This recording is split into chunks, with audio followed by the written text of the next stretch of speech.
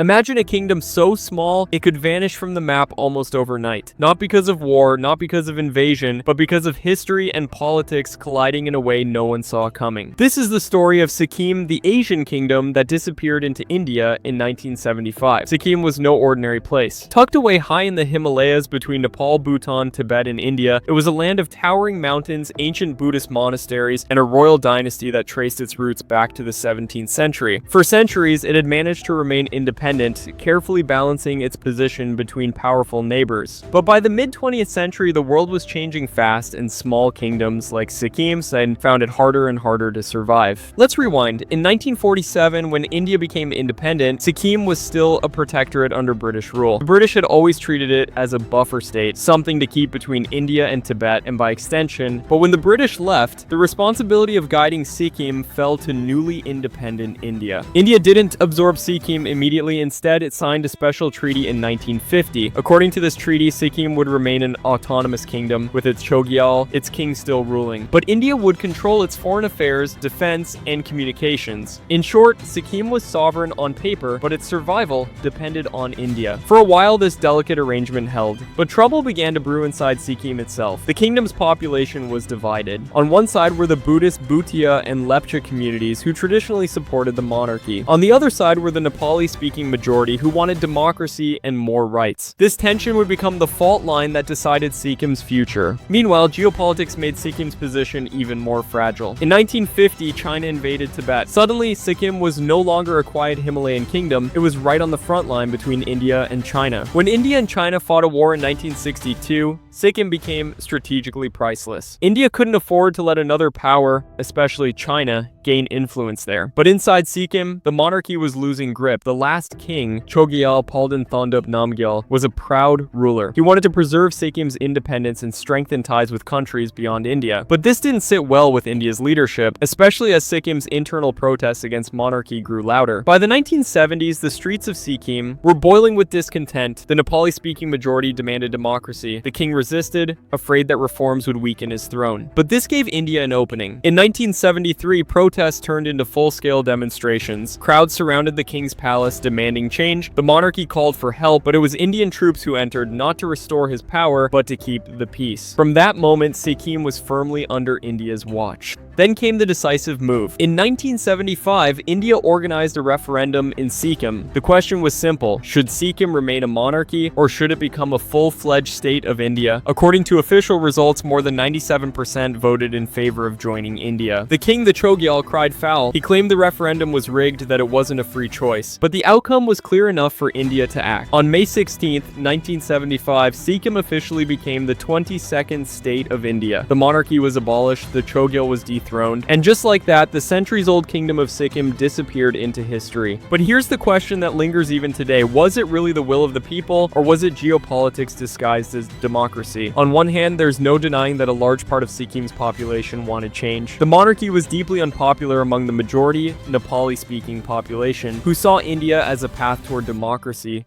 and equality. On the other hand, India had everything to gain by annexing Sikkim. Strategically, it meant securing a vital piece of the Himalayas, a buffer against China, and control over one of the world's most sensitive frontiers. China, of course, never approved. Even today, Beijing has been careful with its words when it comes to Sikkim, only reluctantly acknowledging it as part of India. For them, the loss of Tibet in the 1950s was already a blow. Watching India secure Sikkim in the 1970s was another reminder of their geopolitical rivalry. As for the Chogyal, his story ended tragically. Once a proud king, he spent the rest of his life sidelined, stripped of power, and bitter about how his kingdom was lost. His American-born queen, Hope Cook, who had once been seen as a glamorous figure, returned to the United States after the fall of the monarchy. What had once looked like a fairy tale royal family ended in isolation and heartbreak. And Sikkim, today, it's a thriving Indian state known for its natural beauty, its tea, and its unique blend of cultures. Most young Sikkimese today have no memory of the monarchy. identity. For them, being part of India is simply a reality, but if you look closely, in the monasteries and in the older generation's memories, the story of the lost kingdom is still alive. The disappearance of Sikkim is a reminder of how fragile small states can be in the shadow of giants. Geography gave it beauty, but also vulnerability. History gave it independence, but also divisions. And geopolitics sealed its fate. A kingdom vanished in 1975, not with a war, not with fire, but with a vote. And perhaps that's the most remarkable part of all. So the next time you look at the map of India and see that tiny state tucked into the northeast, remember, it was once its own kingdom. And its disappearance tells us more about power, politics, and survival than most wars ever could.